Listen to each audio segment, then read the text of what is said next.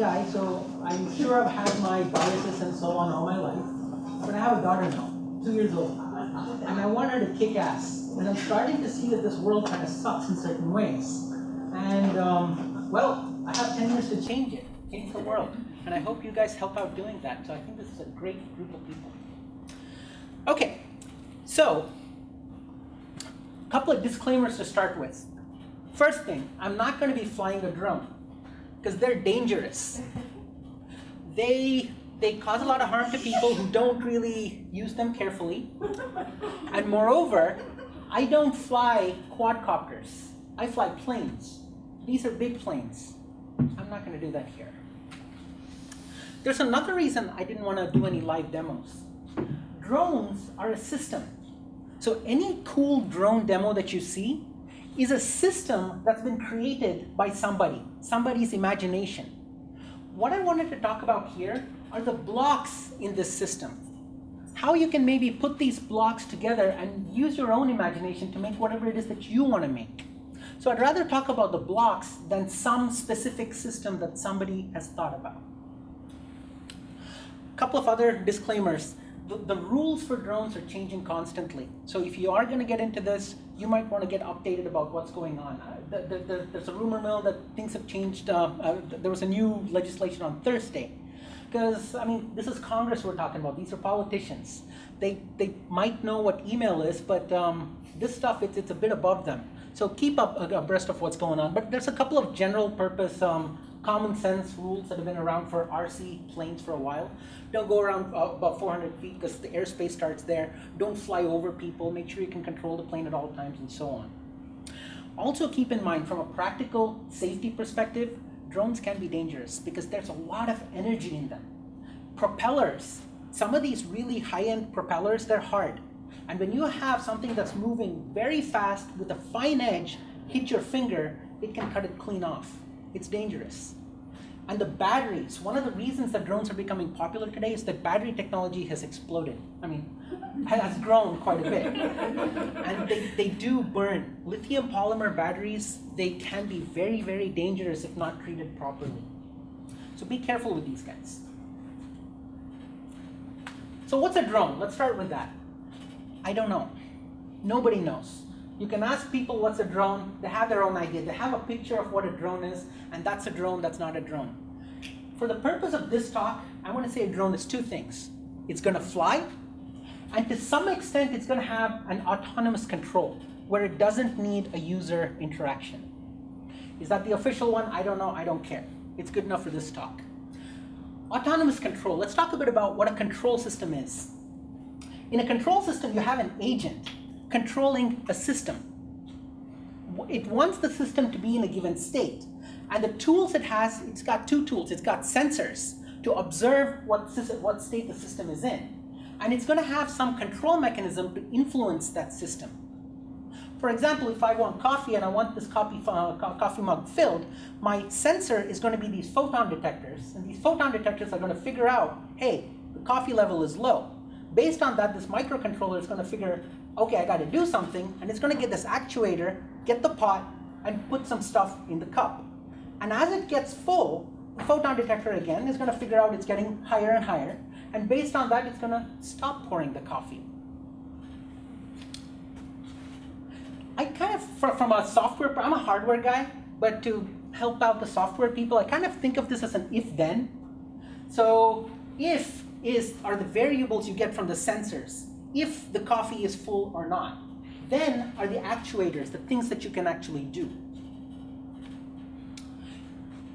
From a traditional radio controlled plane flying methodology, you have a guy or a girl with a controller, and they're using their sight again to figure out what state that plane is in. Is it going too much to the left? Is it going too high? Is it going too slow? Using that sensor, they have these finger actuators which mess around with the controller to control that aeroplane. Not a whole lot of smarts in this. It's pure one-way control. Well, no self-control. With the modern planes, you have a little bit of self-control, because what happens now is the airplane now has some extra sensors that the person might not have access to. Based on what those sensors read, the plane can make its own decisions and in conjunction with the person decide what the plane should do.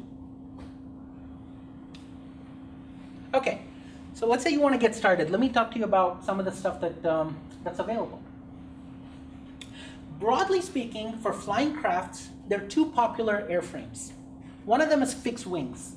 This is a fixed wing. I didn't bring the wing because this is big enough already.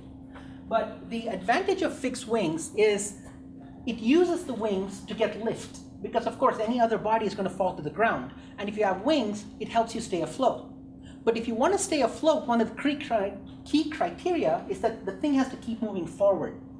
The faster you go, the more lift you get. At a certain speed, the lift that the wings are giving is going to be just as much as the weight of the object, so they cancel each other out, so it stays airborne. But the thing that you need here is you need to be moving forward like a shark. If you stop moving, you crash. Also, it's kind of less complex. I kind of like to think of this as a paper model. You can have a paper airplane. You won't have a paper multirotor, which flies at least. This is the other popular model. With a multirotor, you don't have wings to keep the thing afloat. You have brute force. The propellers have to just lift the whole thing up. If the thing weighs a kilogram, you need a kilogram of thrust purely lifting it up. Whereas with a fixed wing airplane, you just need to move it forward, that's it. Fight against the drag, but you don't need to lift with the propeller. Although these things aren't as efficient, their brute force gives them maneuverability. You don't need to be moving. You can stand stationary if you want, which means you can land on a dime, literally. Whereas with a plane, that's really tough. Oh, by the way, I've kind of mentioned the price ranges at the bottom here. These are extremely rough. I mean, these things vary so much that you can go to town on this and easily add a zero at the end if you want to, depending on what kind of stuff you get. I'm trying to see what it might be for a rough starter, medium range kind of frame here. Okay, so to go a little more into detail about the fixed wing. So with a fixed wing, what happens is you need that forward motion. That's the only active force you need. That's this guy here. I'm gonna prep it up a little bit, this motor here. This will make the plane go forward. That's the only real active element here. What happens is the reason you even need thrust is there's an opposite force called drag, which is the air resistance coming because this guy is moving. The way I like to think of it is, if you hold your hand out the window while you're driving a car, I guarantee you your fuel efficiency goes down because the car has to do more work in order to fight that resistance from your hand. That's what this plane has to overcome, that drag. If you make a sleek airplane that hasn't had a lot of crashes like this guy, then you can be very efficient. Other than that, there are no real active elements. You have servos, which basically move parts of the plane like this, like so.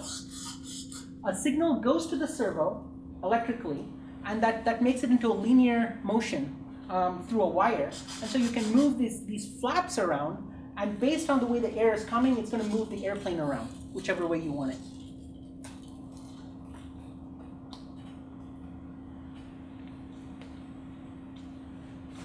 So the way this works is the different components of inside this plane now is you have a receiver getting all the signals and telling, first of all, the servos what position they need to be in. If you want to go left, you might want to make one of these servos go a little bit to the left. If you want to go up, down, and so on.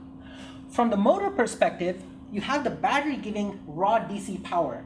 And then you have a component called the ESC, which basically takes in the signal from the battery, the power from the battery, and the signal from the receiver, mixes them, and gives just the right amount of juice to the motor to say, hey, this is how fast you're supposed to be going. And of course, all of this comes in from the controller, which is the human over here. Again, in this setup here, there's no automation. The human is the microcontroller. That's the only controller you have here. That's the only real intelligence, as was told earlier. Now, one of the things that's kind of no fun is if you're flying in a windy day, it bounces the plane around a lot. Not because of the user, but because of random noise. So maybe we can have some kind of stabilization. If you want stabilization, the propeller part stays the same because the user still has to control how fast the plane is going to keep it afloat. But you could have some intelligence detecting where the gyroscopic nature of the plane, whether it's suddenly going one way, the other, some kind of an accelerometer perhaps, feed that into that little that controller, and based on what the user wants and what the gyroscope is seeing, you can then control those servos. So let's say the user says, go steady, but then suddenly there's a gust of wind which makes the plane go right, that the sensor detects that and forces it to go left. So from the user perspective, I get a smooth sailing airplane. So this kind of goes back to, what do you really want to do? Do you want to fight the air? Do you want to make the plane go straight? Some people want to fight the air, that's what they get the fun from. But if you want to go one abstraction level higher, then this might help you. This intelligence, artificial intelligence, might help you out. Let's talk a bit about multi-rotors now. Multi-rotors are a bit different. They've got 4 of everything, at least 4. The quadcopter has 4, Hex has 6, and so on. They need a lot of propellers. They need an ESC for each one, and they need the motors correspondingly for that. And the single battery provides juice for all of them. So as you can imagine, they don't, their duration isn't as long. Now, the way that you control a quadcopter is you have access to how fast each one of these propellers is going. Now, imagine you have these 4 propellers, and you want to turn left. You're going to have to make this propeller slower, this propeller a bit faster, this one slower, that one faster. I guarantee you, not even a teenager jacked up on pop soda is going to be able to control this for more than maybe 10 seconds. It's going to crash. So with a multi-rotor, you have to have intelligence. You have to have signals coming in saying not which motor goes at what speed, but I want to go left, I want to go right, I want to go up or down or whatever. And this intelligence has to then convert that into what the propellers need in order to get the device going in whatever direction it needs to. These start from $20 for a bare bone minimum controller, but again, they can be really expensive depending on how much control, what kind of stuff they do for you. Hundreds of bucks easy. Okay. Some more options that you can put in, some sensors. So this guy's got a nice little camera in the front, and it's got a video transmitter. So with this, what you can do is you can beam back images of, let me get rid of this. You can beam back images of what the plane is seeing, and you can view it on a monitor down on the ground. Now this is one of those legislative things that's still kind of iffy. So this is really awesome, but it's also kind of creepy and really awful in a way. It's either awesome or awful, I don't know, you decide. Whatever it is, it's big. You almost have your own personal Google Earth live if you want. This is what got me into this hobby in the first place. This is a video I took out from, one of the YouTube videos, and this totally got me hooked on FPV. Now, you're not supposed to fly more than 400 feet, by the way. So this is illegal. But this is in Switzerland. So I don't know. And you're also not supposed to fly over people. But again, this is Switzerland, and it's so damn beautiful. I mean, if you look at this, I mean, it's kind of grainy and framey here, but if you see this in HD, and you're actually flying this live, and you ignore the people screaming at you, you can't tell me this isn't pretty.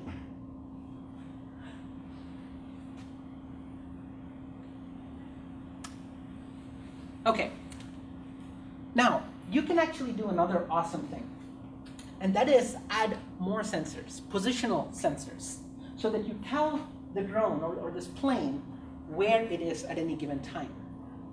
So in addition to the user controlling just the directions of the plane, you can also give it control of the thrust that the plane is going to have. But to be able to control the thrust, the plane needs to know how fast it's going, because if it's going too slow, it can crash. So you give it all those sensors. You give it an airspeed sensor, which costs about $50. And you give it a magnetometer, which tells it which direction it's going. And you give it a GPS, which tells it where it's located. And with that, This guy can basically control the plane for you. In fact, if you pre-program this controller, you don't even need the person anymore. So for something like 300, 400 bucks, you can buy yourself out of a hobby if you want. Because you just need to say, I want this to go there, it's going to go there. So this is a higher level of abstraction. What do you want to do? Do you want to fight the wind? Are you happy with just telling it go here, go there? Or do you just want to say go there and expect it to go there? As a hobby, this is up to you. But from a utility perspective, this can have a lot of uses. One of my fantasies, if you will, is to go back to Mysore and be able to drop a package to some village. You can do that as a program here. Because you can just say, launch, go to this altitude, go 20 kilometers, land, drop this, take off, come back. Of course, it's not quite that easy yet. It's still in the rudimentary phases, but it's doable. Given enough time, my time, I could do that. It's not that tough. And this is the flight planner that you can do this with. You basically have Google Earth, and this is our Baylands park nearby. And you can say, I want to go from point A to point B. I want this altitude, this speed, blah, blah, blah. And it'll do it. You're not even needed after that. If you have additional servos, you can drop stuff. You can take pictures. Again, awesome, awful. I'm not going to make that judgment. But you can do this very easily, very cheaply. It's going to cost you a few $100 to do this. These aren't the only sensors. There are a host of sensors that are out there. The stuff I showed you so far are ready-made packages that you can just buy off the shelf. If you're willing to buy a thermal sensor, or if you're willing to buy a microphone, which costs pennies, and you get an Arduino, you can process whatever you want yourself. You have the sensor, you have the actuator. You can do what you want with your own imagination. I'm not bright enough to figure out what to do with these stuff, but that doesn't mean there aren't people who are. You can do a whole bunch of stuff with this, knowing a given information and doing stuff with it. There aren't necessarily ready-made packages for this. So one thing that's going to be needed is a willingness of your time to be able to figure out what the code is needed to figure out what speech to some signal conversion is or whatever. This is another cool thing which I think is going to be a part of the future. This is not the snake monster, what's that, the smoke monster from Lost. These are a bunch of birds called starlings. This is called murmurations. The really cool thing about this is these are bird brains, literally. They're not terribly intelligent things. But what they have is some algorithm in that little brain of theirs saying, hey, I detect these little other birds nearby. If I detect this, I will do this. If I detect that, I will do this. Very simple algorithms. Based on these simple algorithms, you kind of get an organism out of this conglomerate of birds. You can do that with a drone. To put a proximity sensor on this drone cost me $10. Actually 5 if I buy it from a inexpensive place. If I put some code behind that and say, hey, if you detect another drone within X meters or whatever, in this direction or in this direction, do this. With that algorithm, you can have a host of drones acting as some unit. Now, what unit? What do you do with it? Again, I don't have that imagination, but it looks so beautiful. There's got to be some utility for this. I guarantee you this is going to be a part of our future. I don't know how yet, but it will be. Just because each one of these units can be so cheap, I'm sure in the coming years, one of those units could be like, say, $100. So for $5,000, you could have 500 of these things going out, use your own imagination. Again, awful, awesome, I don't know. It's one of those two. It is big. Okay, maybe you don't want to go down the let me do everything myself and be an engineer. I hope you are one of those. So the next 3 slides, I hope everyone here ignores. But for those of you who want stuff out of the box, spoon-fed to you, there's some options here as well. The first one is a nice little caged up quadcopter, 30 bucks. Good, it's an awesome Christmas present probably. The really cool thing about this is not much intelligence in it, but you can make it go up a wall. You can make it go on the ceiling because it rotates that cage. And it's really cheap and it's pretty safe because these things are kind of bendy kind of things. They don't go very fast. Indoorsy. Good way to wet your feet. You also have a tablet drone. This thing scares me. These things, if you want to directly control them, Google that, you'll be able to find it. If you want to be able to control it, you can control it on your tablet if you'd like, using Wi-Fi. But you can also program it the way you saw that Google Earth programming thing. You can say, go here, go here, go here. It's got an HD camera. And it's going to be on Walmart shelves probably. And this scares me because there are a lot of people, believe it or not, who are not terribly responsible people. And getting this in their hands, I don't know. I don't know how it's going to work out. So, but nevertheless, this is a part of our reality. This is going to be there, probably this Christmas. Or you can have an FPV. The previous one was FPV, but it was limited by the range of the Wi-Fi. You can also have something that goes out kilometers away, if you'd like. Again, it's not legal to fly beyond line of sight. But again, believe it or not, there are people who do things which aren't legal. And these things are going to be on the store shelves this Christmas. They've already been there last Christmas. So wonderful or not, your call. But if you want to buy it, you can go ahead and do that. It's not terribly expensive, 150 bucks-ish.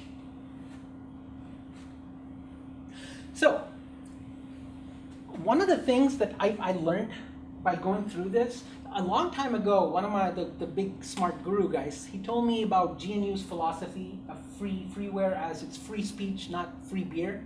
I never got that. Because if it's free, it's free. It's free beer. What's this free speech about? But I actually kind of get it with respect to this. Because what you have here, this isn't free. All these parts, the ESC costs about 10 bucks. The motor is going to cost you about 20. The battery is going to cost you 30. The frame's going to cost you 50. It's not free. But it's at a price point where if you want to do something with it, you can make a world-changing application with this if you use your imagination. You can make something for 100 bucks, which if you scale it, with that cluster, for example, you could change the agricultural industry for all you know. So this, I finally get with this what free speech is, as opposed to free beer. The other reason this is a priceless hobby that I really got to mention is partly like the talk, the keynote speaker in the morning. You know, a lot of engineering is boring. I admit it too. It's boring as hell. And a large part of that reason is because you have teachers who sometimes don't want to be there as teachers. At some point, many times, I'm sure all of you have gone to that point where you finally understand a concept. And it's like, oh my God, this is so simple. I can teach this to a 12-year-old. Why didn't my professor teach me this way? Working on this is real. It's a real thing. I'm learning a lot about electromagnetics that I'd studied in college but never got. I'll give you a really quick example. The antenna on this is circularly polarized. I knew what circularly polarized was. Okay, big deal versus linearly polarized. In fact, if there was a question about what the differences are, I'm sure I'd have gotten full marks for it. But so what? But here what happens is, if I have a linearly polarized antenna on this, it bounces off a building and it comes to the receiver. So if I'm viewing the image coming from that, I get a shadow. And if this guy is a little far away, that is annoying as hell. If it's circularly polarized, it's going in one direction. If it bounces, it reverses polarity. So my receiver, it doesn't see that image anymore. So I get a much crisper image. The dB on this, I knew dB was about power somehow. But here, now, because my range depends on knowing about that dB, 3 dB doubles power. Academically, wonderful. but I'm paying for the power of this transmitter. So I don't want to get a super duper powerful transmitter. I want it as cheap as possible. So how do I get 6 dB, which quadruples the power, but doubles the range? I got to figure out what kind of antenna beaming I got to do. It's stuff that you might have learned about in college, but because I want range out of this, I actually learn it. Not academically, but from an intuitive gut feeling level. Doing this tremendously helps you do that. So all in all, with that, I think I'll pause and say any questions. I have 1 minute left.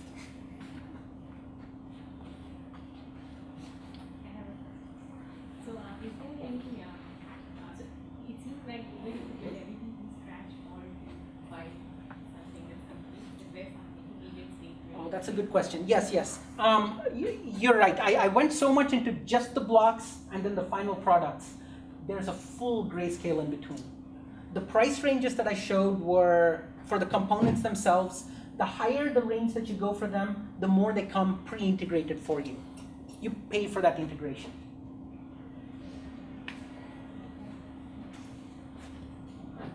I have a question. Yes.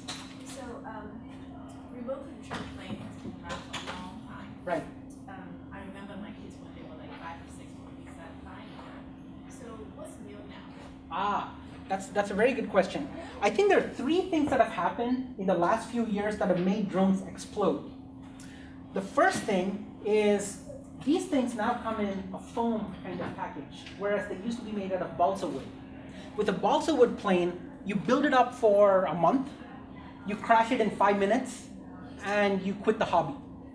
As you can tell from this guy, it's crashed a lot of times. You will crash. But with this foam, you can easily repair it. The second thing that's happened is the battery industry. The battery industry has made great strides. Before, you had to use fuel to get things going. Now I have a little battery which does all the work for me. Much easier to use. The third thing is intelligence and manufacturing. You've got places you've got technology such that, again, I'm sure you've heard all the things about how you had a supercomputer now in a square centimeter. This guy might have a supercomputer in it that would have been used for ENIAC a long time ago. So that ability to do that controlling in this guy has exploded and made it so cheap now that it's available for everyone. I have another question. Okay? So, I have seen people flying these planes, usually in open planes. So, around this area, do you have a recommendation? Baylands Park. Baylands Park is a very popular place. Every Saturday you'll see a whole bunch of people. Unfortunately, almost all guys. It's something. Change that. You should change that. You absolutely should change that. This is not a guy-only thing. The applications for this, again, if you go up the layers of abstraction, but what are you trying to do? A lot of the guys there might be wanting to fight the wind. Oh wow, look, I can fly in this gusty wing without any kind of stabilization. But maybe you have a purpose for flying this that's higher than that, which they might not. So are there chapters that we can enroll ourselves into? Yes, actually, that was in one of my first slides way back when. I didn't mention that though. We're about to start the next last one. Okay. It's called the, there we go. Academy of Model Aeronautics, the AMA Association in the US, modelaircraft.org. Go check it out. They'll have a whole bunch of information. Thank you. All right. Thank you very much.